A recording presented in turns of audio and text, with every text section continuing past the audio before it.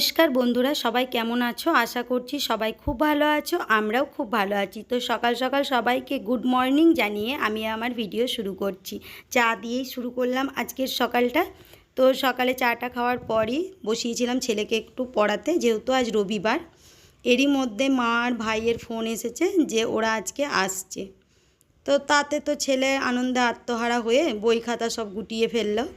এরই মধ্যে আবার ফোন করে মামাকে অর্ডার করাও হয়ে গেল যে আমার জন্য পমফ্রেট মাছ নিয়ে আসবে। তো ভাই পমফ্রেট মাছ সেরকম ভালো পাইনি বাজারে, সেই জন্য নিয়ে এসেছি ইলিশ মাছ। ওরে বাপরে, ইলিশ মাছ মানে আমাদের এখন মধ্যবিত্ত পরিবারে বিলাসিতা ছাড়া আর কিছুই না।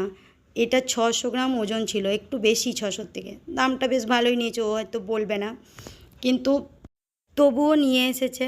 তো ছেলে তো জানে না ইলিশ মাছের, আগে ওকে খাওয়াইনি কারণ ছোটো ছিল, এই বছরই প্রথম। তো যখন খেতে বসে তখন কিন্তু ভীষণ ঝামেলা করেছে, যেহেতু প্রচুর কাঁটা, ও কাঁটা মাছ খেতেই চায় না, ছোটো মাছই খেতে চায় না। ওই জন্য তো চিৎকার চেঁচামেচি করছিল, মামাকে বলছিল কেন তুমি পমফ্রেট মাছ নিয়ে আসোনি আমার জন্য, এরকম আর কি।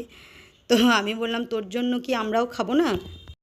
তো ভাই বলল তুই যখন আমাদের বাড়ি যাবি তখন তোকে পমফ্রেট মাছ খাইয়ে দেবো। তো ঝোলটা কিন্তু খেয়েছে, মানে ইলিশ মাছের যে একটা গন্ধ থাকে সেটা অনেকের খারাপ লাগে, বাট আমার ছেলের সেটা না, ওর মাছটা নিয়ে প্রবলেম আর কি, অনেক কাঁটা। এর মধ্যে আমি মাকে ছেড়ে দিয়েছিলাম রান্না করতে। মা একটা ঝোল বানায়, ভীষণ সুন্দর লাগে, একদম পাতলা ঝোল। আর আমি তারই মধ্যে 4 পিস ভেজে তুলে রেখে দিয়েছি। মাই বলছে তোদের কালকের জন্য 4 পিস তুলে রেখে দে, ভেজে হালকা একটু ভেজে রেখে দিলাম আর কি। আর এইগুলো একটু নুন হলুদ আমি মেখে দিয়ে মাকে ছেড়ে দিয়েছিলাম। রান্নাটা মাই করবে, সর্ষে বাটা দিয়ে পাতলা ঝোল, ভীষণ ভালো লাগে খেতে। মা ওইটা বানায়, তো ভীষণ সুন্দর। তো দেখো মা কিভাবে বানাচ্ছে। সেরকম কিছুই বানাইনি, রান্না বেশি কিছু করিনি, যেহেতু ইলিশ মাছ নিয়ে এসেছে, ঝোল হবে, ছেলের জন্য ডাল একটু করতেই হবে, তার জন্য করে নিয়েছি। আর মা এই ঝোলটা বানাতে শুরু করে দিয়েছে। এই দেখো, কালো জিরে আর কাঁচা লঙ্কা প্রথমেই তেলে ফোড়ন দিয়ে নেবে, তেলের মধ্যে ফোড়ন দিয়ে তারপর ঝোলটা খুব সুন্দর বানায়। কিন্তু আমি কখনো এই ঝোলটা বানাইনি, শ্বশুরবাড়িতেও শাশুড়ি মা বানাতো ইলিশ মাছটা বেশিরভাগ, আর আমার হাজব্যান্ড বানাতো। আমি ইলিশ মাছটা অত করিনি রান্না, ভাপাটা করেছি, কিন্তু এই ঝোলটা আমি নিজে হাতে কখনো করিনি, মাই করেছে। ওই বাপের বাড়িতেই যা খেয়েছি, মানে আমাদের ওখানে শ্বশুরবাড়িতে এই ঝোলটা বানাতো না, এরা জানতোই না।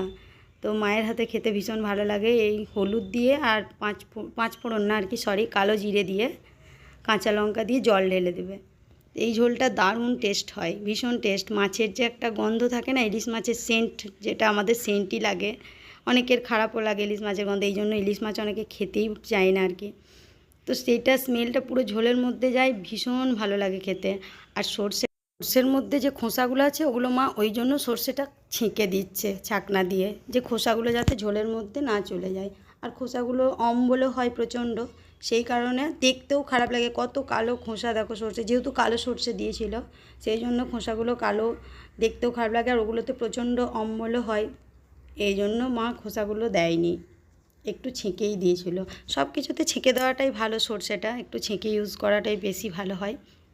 আর মারা যেন খাবার টাবার খেয়ে একটু বিকাল করেই বাড়ি চলে গেছিলো। এর মধ্যে ছেলের জন্য পিঠেও বানিয়ে দিয়ে গেছে বিকালটায়, তারপর চলে গেছে বাড়ি, কারণ আমার ছেলের পরীক্ষা ছিল। তাছাড়া ওরা থাকলে তো পড়তে বসবে না, এই জন্য ভাই বলল না আমরা বাড়ি চলে যাই, নইলে রাত্রেটা থাকতো। কিন্তু ওই যে চলে গেল, ছেলে তো তাছাড়া একটুও বসবে না, আর অঙ্ক পরীক্ষা পর দিন ছিল, সেই কারণে মারা খাবার টাবার খাওয়ার পরই বিকাল করে বেরিয়ে পড়েছে। তো মায়ের রান্নাও প্রায় হয়ে গেল, মাছগুলো দিয়ে দিয়েছে। এবার এই মাছটা খুব সুন্দরভাবে ফুটে দারুণ সেন্ট হবে, আর ঢাকা দিয়ে দিয়েছে। তো এই যে আমি শুধু কিদুরি ভাজা করেছি, আর পনির দুটো ছিল করে দিয়েছি ছেলেকে ভেজে, আর পোস্ত বানিয়েছি, আর ডাল করেছি। আর এটা বেগুন আলু দিয়ে তরকারি, কারণ মা পোস্তটা খেতে বেশি ভালোবাসে না, এই জন্য মায়ের জন্য ওই তরকারিটা বানিয়েছি। আর কিচ্ছু বানাইনি, আর ইলিশ মাছের ঝোল, ব্যাস। আর বেশি কিছু করিনি, এইটুকুই মা মানা করছিল, না শুধু শুধু কি ইলিশ মাছের ঝোল দিয়ে খাওয়া যায়। তো এরপরই বিকালে মারা বেরিয়ে গেছিলো, আমি মাদের ভিডিও আর তুলতে পারিনি, কারণ এখন প্রথম প্রথম ভিডিও বানাচ্ছি, তো একটু লজ্জা তো করবেই, বুঝতেই পারছো। তো তারপর আমরাও বেরিয়ে পড়েছি ছেলের খেলার মাঠের উদ্দেশ্যে। দেখলাম মারা যখন চলে গেল, ছেলের এই কারণেই দেখলাম ছেলের খেলাটা কেন কামাই হয়, ওই জন্য নিয়ে ওকে চলে এলাম মাঠে। তো এইখানে একাডেমিতে ওকে ভর্তি করেছি, তানসেন একাডেমি। এখান থেকে ওর বাবাও একদিন খেলেছে, তো এখন আর খেলে না, ওর বাবা এখন শেখায়। ওর বাবাও ছিল গোলকিপার, তো এই একই মাঠে ওই একই স্যারেদের কাছে ওর ছেলেও ট্রেনিং নিচ্ছে, তাই ওর বাবার এটা ভীষণ গর্বের একটা বিষয়। ওর বাবার ভীষণ ভালো লাগার জায়গা যে স্যারেদের কাছে একদিন ও ট্রেনিং নিয়েছে, তো সেই স্যারেদের কাছেই তার ছেলেও ট্রেনিং নিচ্ছে আর কি। তো চলো ভিডিওটা আজকের মতো এখানেই শেষ করছি। খুব শীঘ্রই দেখা হচ্ছে অন্য কোনো ভিডিওতে। আর ভিডিওটা ভালো লেগে থাকলে লাইক করে দিও, একটা কমেন্ট শেয়ার করতে ভুলো না। পাশে থেকো সবাই। খুব তাড়াতাড়ি দেখা হচ্ছে। টাটা।